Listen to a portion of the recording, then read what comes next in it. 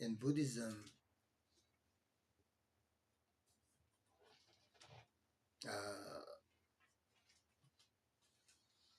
talk about suffering a lot, and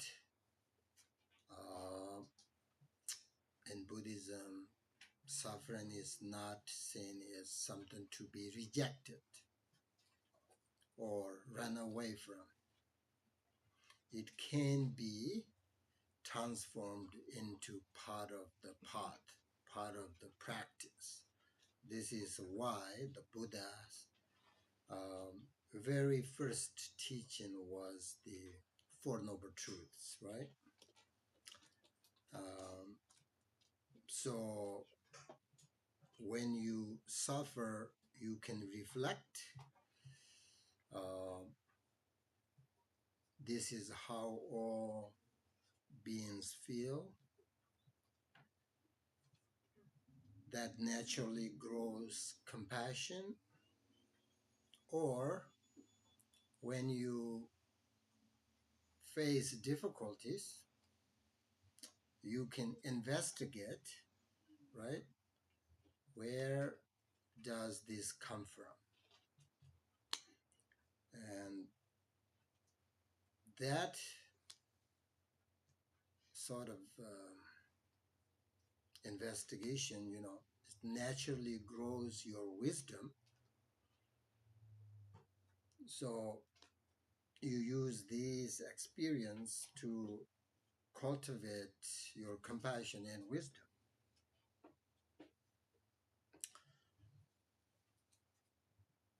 Do you understand? I will repeat again. This works for me very well. When you suffer, when you are unhappy, you reflect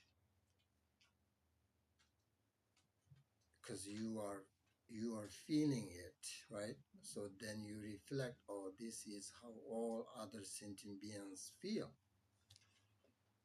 That naturally grows your compassion, right? And then the other one, when you feel that kind of difficulties, you can think about it. What is the cause? Where does this come from? Because that naturally grows your wisdom. So you use this kind of experience, then you this difficult experience gives you the opportunity for compassion and wisdom grow. This very much Buddhist way of taking care of life, taking care of your own situations and happiness and suffering. Very important. Suffering not seen as Buddhist, perspective, reject or, run away from it, but try to, it's take like is an opportunity to grow your compassion and wisdom. And if you truly wish to be a genuine practitioner, then it is important to cultivate a kind heart of compassion together with the wisdom that relies true nature of life. So, see, every one of us is getting older, which is natural process, which is really beautiful. Um, and also time moves on constantly, second by second. Nothing can stop it, and we don't want it to stop it, right? It's beautiful. We see all these different times and seasons and different, temperatures, and all this is beautiful, right? It's just nature, changes second by seconds like that. But um, what we can do is use our time properly. Uh, that is in our hands. We cannot stop getting older. We cannot stop time changes. Um, but we can use our life more meaningfully, our time more sort of beneficial way. Use, that's in our hands. We can do that. Whether or not you believe in spiritual tradition, it's important to use your time meaningfully. That has nothing to do with spiritual and religion or nothing. Uh, Most people don't recognize how precious this time is. Today is very precious. It's a great gift, and we don't. Lots of people use this time so badly, right? Harm each other, killing each other. Well, what's the point, right? So we have to recognize the time is precious, appreciate, use it meaningfully as much as we can.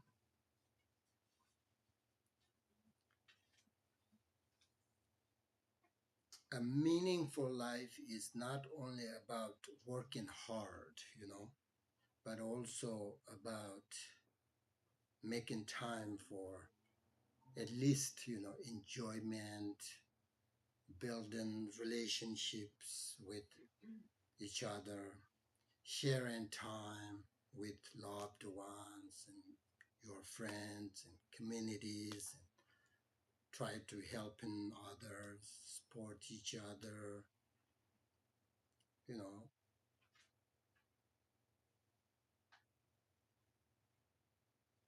that's how another way to use your life meaningful. These ways of living brings great sort of benefit to your daily lives and to others. And when you live in this way, you will feel truly satisfied and happy. That is real freedom. From that freedom arises genuine love and compassion. But if you sort of become strongly attached to something or someone, then the fear of sort of losing them naturally arises, right? Which leads to worry, frustration, jealousy, anger, and other all these sort of negative emotions. So for this reason, Buddhist teachings sort of encourage us to not to become overly attached to anything or anyone, because attachment creates strong expectations, um, and expectations often lead to disappointment. Um, Expectations are when the mind imagine a certain way things should be, or how people should be behave, or what result you should achieve, that kind of expectations. And then disappointment happens when the reality doesn't match this kind of expectations. Then you feel sort of let down. That feeling is disappointment. So that's why teachers say that you should not blame others for disappointing you. Instead, recognize that it is your own expectation that creates this unhappiness. So when you let go, you create space for peace and allow better things to enter your life. So in Buddhism, living without expectation doesn't mean giving up on sort of your goals, but it simply means pursuing them with sort of openness, effort, um, acceptance of whatever comes. Living without expectation is about um, staying flexible, so to speak, and not letting your happiness depend on sort of these rigid ideas of how things should be, you know. So in Buddhism, sort of obstacles are in our life, Sin is part of the journey. Therefore, there is no way to take care of your life without any obstacles, and um, there's no way. But if you know how to handle these things, then it's just everything's getting better for you. Um, that impact, of course, your good friends, your families, your communities, all that. So therefore, sometimes, you know, in Buddhism, practitioners, write down their goals and then uh, practice letting go of sort of these rigid expectations. They let go of frustration over things beyond their control, which really reduce stress and create sort of space for growth, for space for your happiness. Um, these are just something we need to deal with, practice, whatever you call it. I know there is a interesting sort of real story. One time, one summer time, there was a banker. The banker was on a vacation in a sort of small village, and he saw there was a fisherman in a little boat with a sort of handful of fish,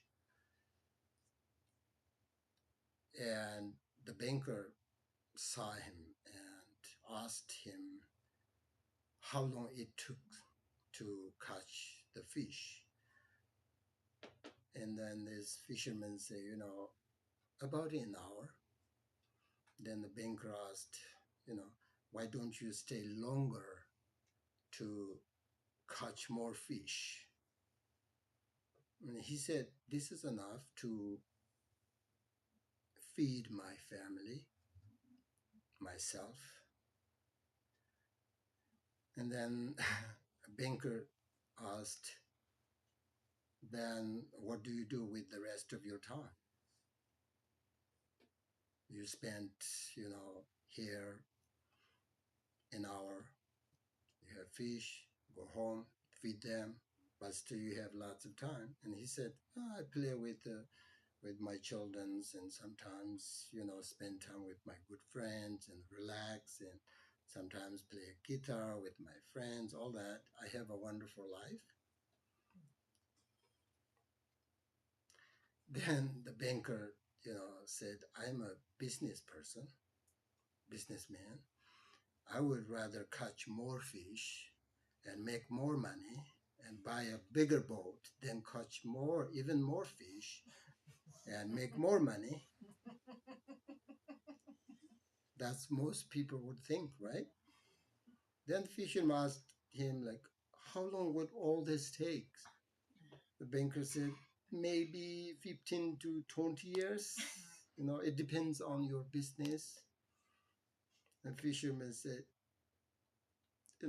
nothing. He smiled and walked away. What do you think?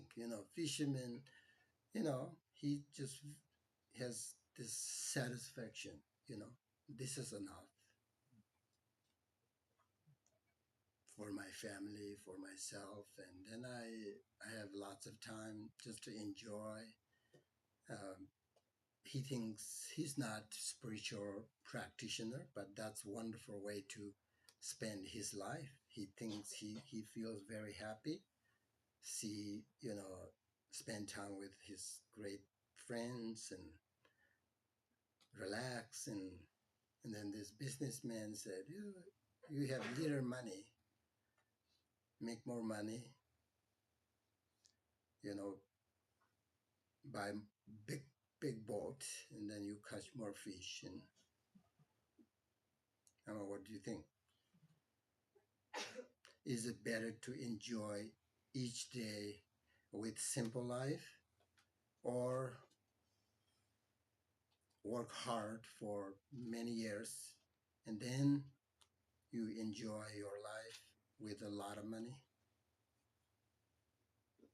We don't know how long, you know, how much time we have.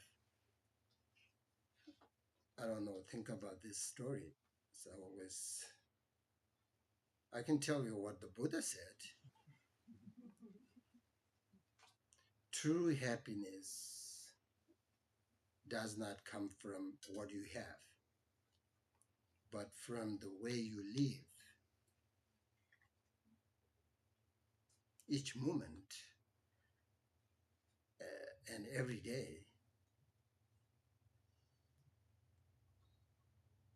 That's what he said, right? So many people may think sort of this is not true, therefore you should sort of reflect on this deeply, investigate, find out for yourself whether it is true or not. You know, Buddha said the true happiness does not come from what you have, but from the way you live each moment, every day. Is this true or not? Investigate, think about it.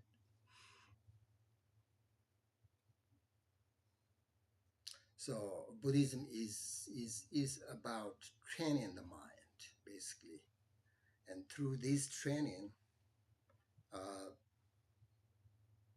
you can recognize your mistakes, right, and learn to change them. So therefore, you must practice what you learn. Training mind requires self-awareness, right, and freedom from impatience.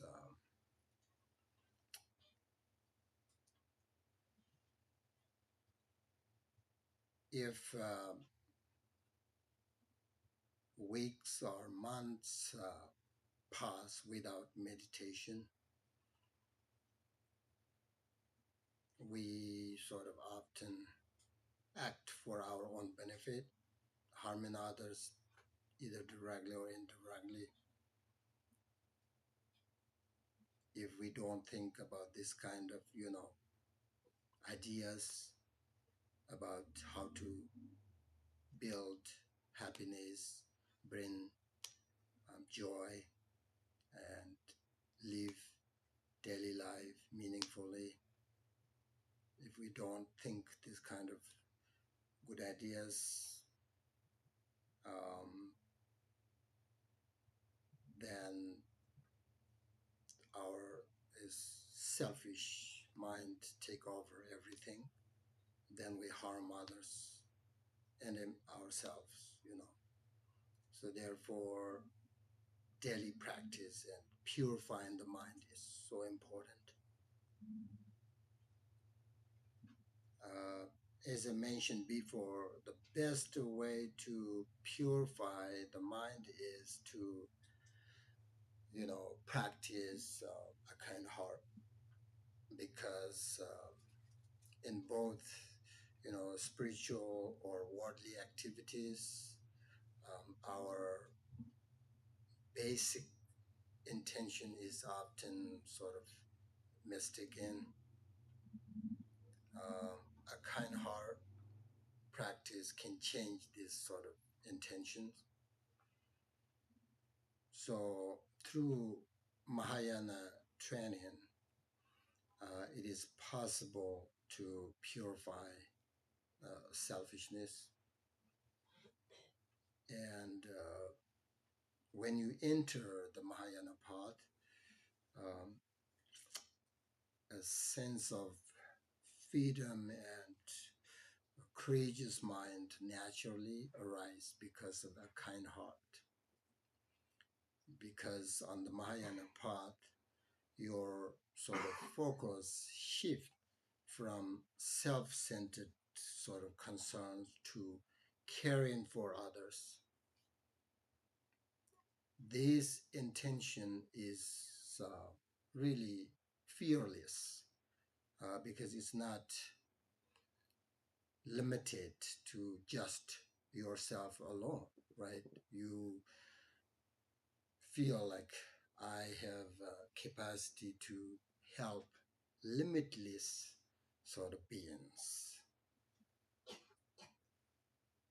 So when your mind is no longer bound by sort of this narrow self-interest, then a natural sense of openness and freedom is there. Freedom arises. And then your fear, stress, dissatisfaction, all this gradually sort of disappear. That's what we call purification, right? Through Mahayana practice. And then you will no longer sort of experience the continuous frustration of not being able to find peace and happiness outside of yourself. Uh, it is possible to escape from the suffering of samsara, suffering from your, situations in life and whatever. And when you really understand the true meaning of life, um, you also discover that it is possible to love everyone. Um, right now, like sort of our love is very limited. Uh, love yourself, love your family, all that, but that's all. But if you understand the true meaning of life through practice a kind heart, then you will understand, oh, it's possible to love everyone. Then everyone is kind of, you feel like your friends. There is no enemy or whatever. In this world, there is so much suffering and hatred. There's that because there's no genuine love. So as you know, the essence of love is peace and harmony. That's not outside. You have to develop that sort of inside. Once you develop that, that's very stable. Otherwise, all our, as I said yesterday, all the six senses focus on our side. When you watch something beautiful, listen something beautiful, music, whatever, these are very changeable because your senses focus on outer world only, but your genuine love you develop inside. This then eventually become limitless. Then everything is um, you discover, you know, really you believe in yourself 100%, and it is possible to love everybody.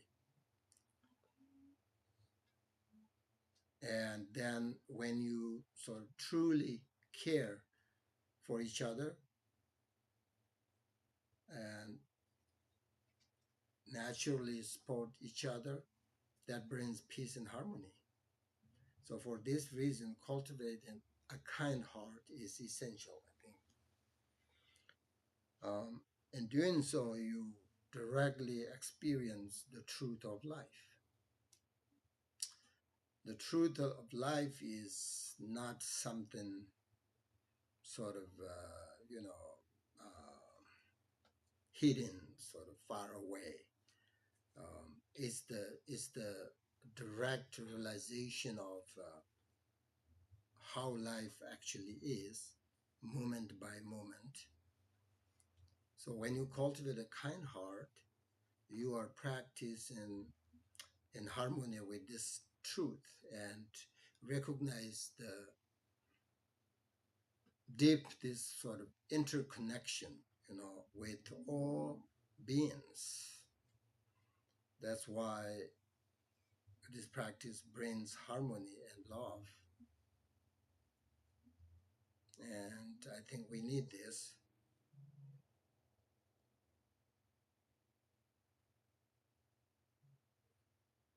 deeply and more than ever. The world is, um, full of sort of conflict, stress, and suffering. Um,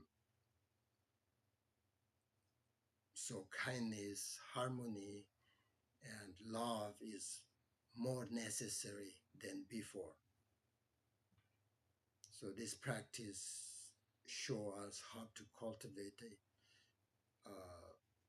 basically a healthy mind, right? A mind that is not only peaceful but also kind,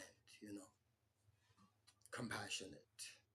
A healthy mind is developed not only through meditation but also through, the way we live every day.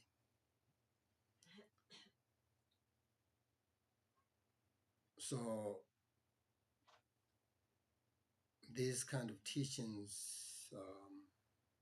teach us how we live everyday life and how we bring harmony within ourselves and in our relationship with others. So without cultivating these qualities in our mind, we really don't know how to take care of each other.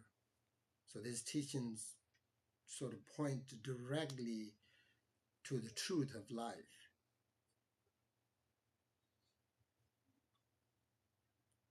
Um, the nature of suffering, the path of, to freedom, this teaching, the kind heart. The path to freedom is not only for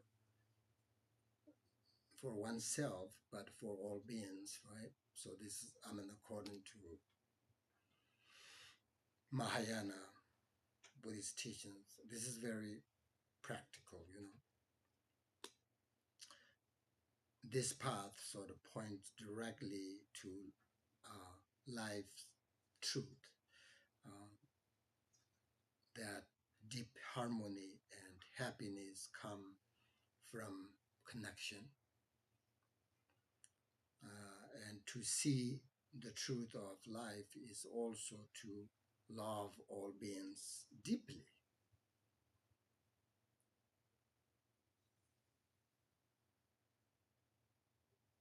You may feel, oh, that's impossible. Love all beings deeply, uh, but it's possible. So by studying these teachings and putting them into practice in daily life, you gradually sort of replace misunderstanding with wisdom. You know, freedom comes from awakening both wisdom and compassion. So when your intention is compassionate, your mind becomes very open, and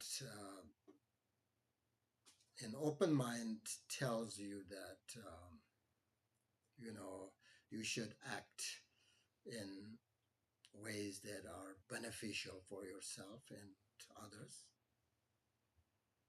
So, again, if you practice Dharma correctly, you can place trust in both your path and your practice. Um, the more confidence you develop within yourself, the more deeply you will trust your practice. For beginners, there is no need to, as I said, right, many times, no need to push yourself too hard in sort of meditation. Um, so it is important to find a harmonious sort of balance in your practice. And once you commit to the meditation and make it part of your daily life, it no longer feels so difficult. That's why, lots of teachers say, that it's important to practice regularly, even if only for a short time. Very, very beneficial. So, as I said many times, meditation is not just a method, it's a part of sort of inner discovery of the true meaning of life.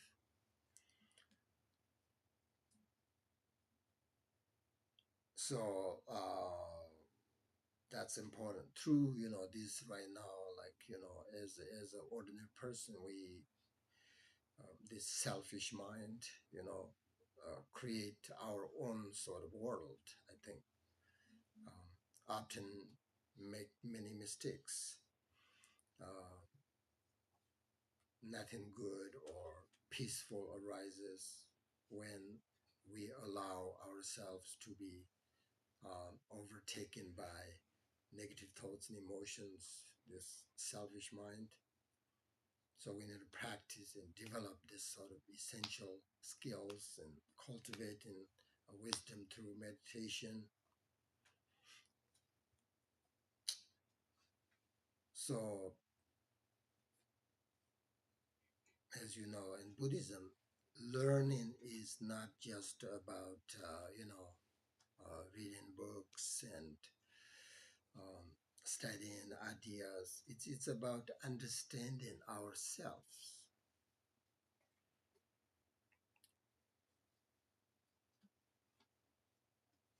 That's what we should looking for. Like when you read books, it's about discover sort of ourselves. Um, we have to learn something like that. If we stop learn, we stop sort of growing, right? So without um, learn, nothing can change, or without this fresh insights, our mind cannot truly transform because too narrow or rigid. So life itself is a continuous journey of learning. That's what Buddha said. discover, self-discover. If we stop to observe our thoughts and habits, and then we fall back into this ignorance and all this, and then the cycle of dissatisfaction, samsara, all this continues. So, people struggle with anxiety and dissatisfaction in their lives. As I mentioned before, Buddhist teachings remind us that true happiness is found within ourselves. We should really understand that.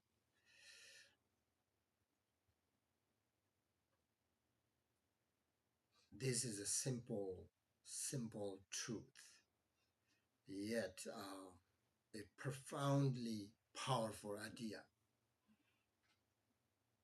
People, 99% in this world, people believe happiness found outside, how much you have, successful, famous, all these things. Buddhism is that's not true at all. So please keep that in your mind. Just investigate. You don't have to believe it, but whether it's true or not. If there is no genuine happiness within here, then no matter how much you have, it's just always ups and downs. And we usually spend so much of our time, energy, and attention sort of chasing these desires that we can hardly sort of relax and be fully present and enjoy. We're constantly distracted from ourselves, and as a result, we do not truly see things as they are. But if we sort of turn inward, if we begin to pay attention to what's happening within us, we start to understand the nature of suffering and the nature of happiness. And through this kind of sort of awareness, we can free ourselves from suffering. We discover the joy that has always been present in our life.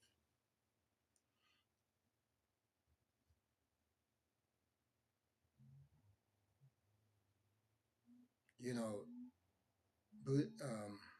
on one hand, the teachings of Buddhism may seem very complicated, but on the other hand, they're also very practical and very simple.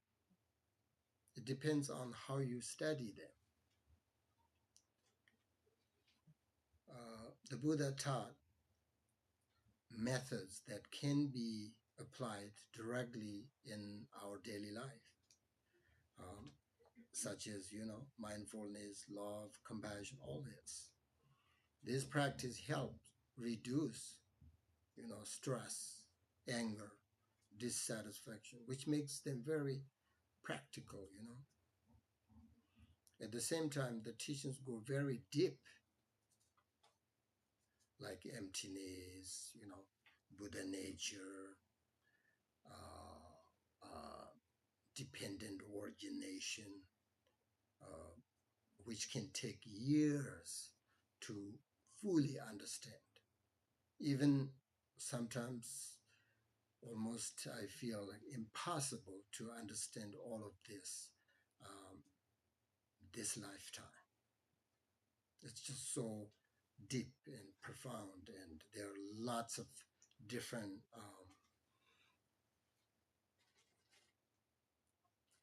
methods and ideas, and it's just too much. This is why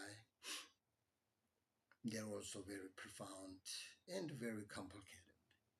So it depends on how you you study, Um, if you sort of approach Buddhism as a philosophy, it may seem complex. But if you approach it as a set of practice, it becomes practical. So if you look at its essence, Buddhism feels uh, very, like beautifully sort of simple. That's why, teachers say that Buddhism is like a water. It can be shallow enough for a child to walk into. It can be deep enough for, an experienced person to drive into endlessly.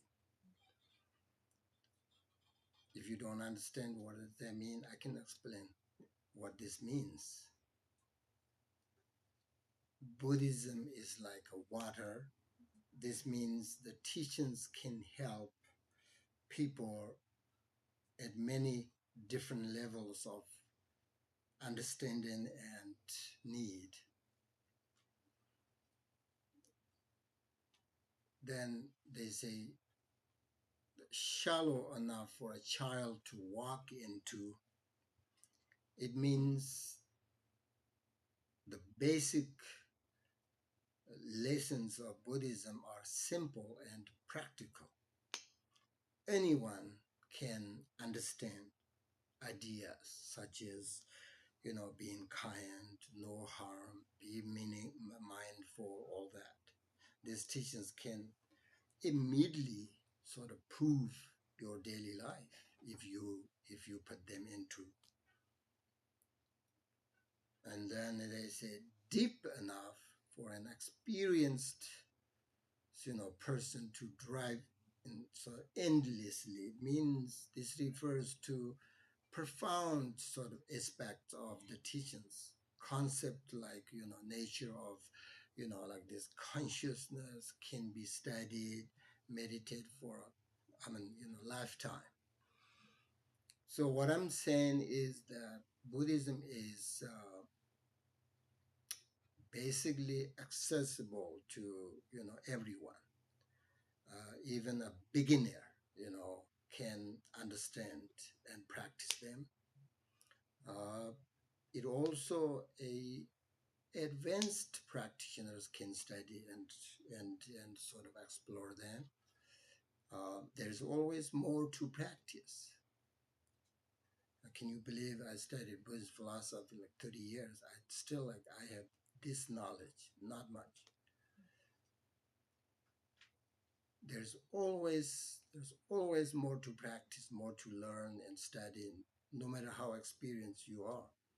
So therefore, Buddhism is just simple enough for beginners, yet sort of endlessly deep for advanced practitioners and all that. So as a Buddhist practitioner, you don't have to study Buddhist philosophy. It's you need this kind of mind training practice, mind training teachings, and basically how to take care of your daily life. So for that, there are lots of good solutions, methods, and instructions, although you have to learn those kind of things.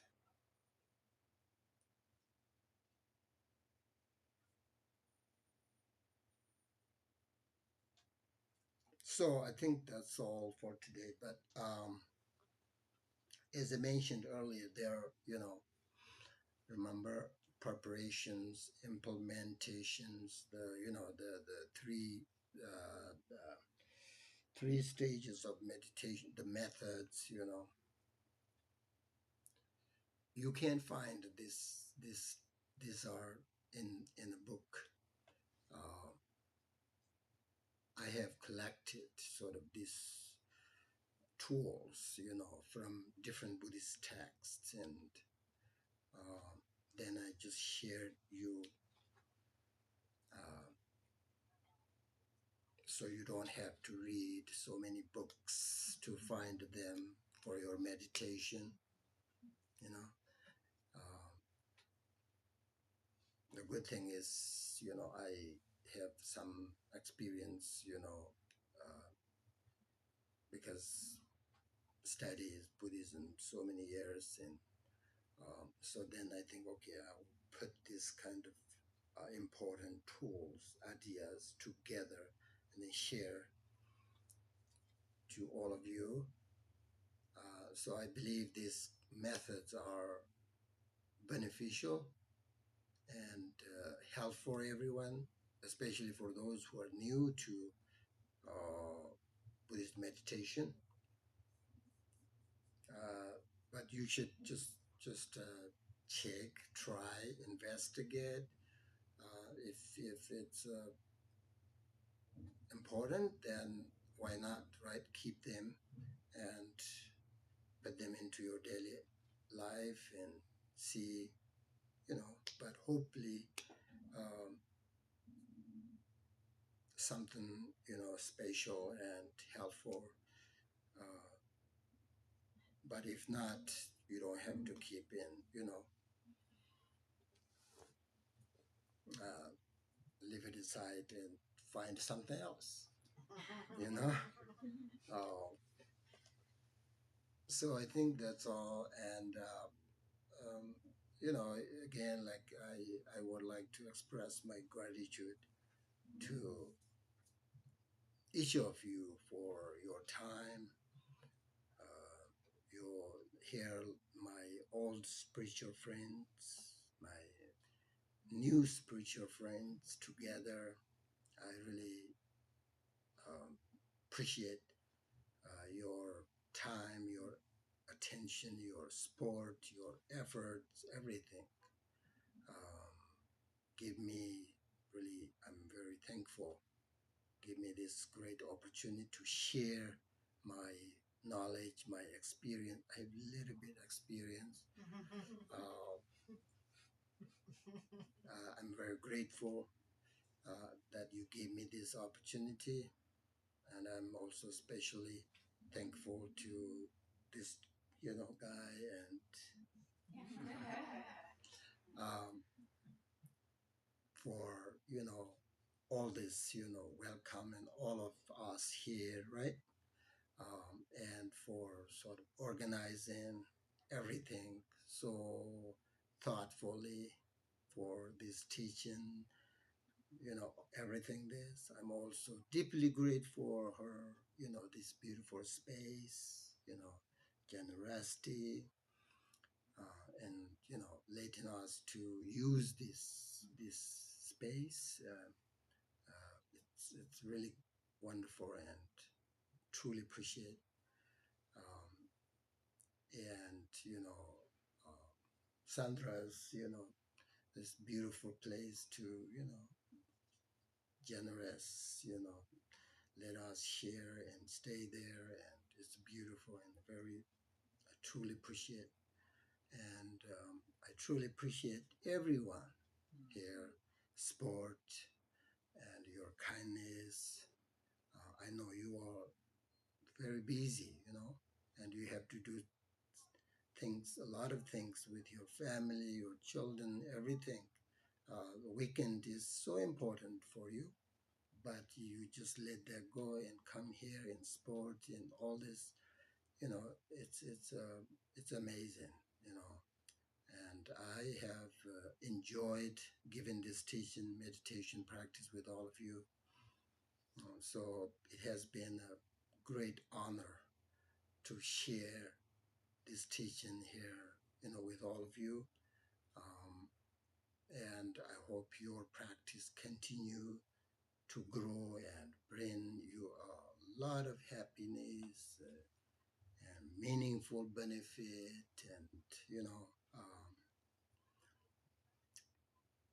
everything like that. So I really just in short, I really appreciate all of you and give me all this.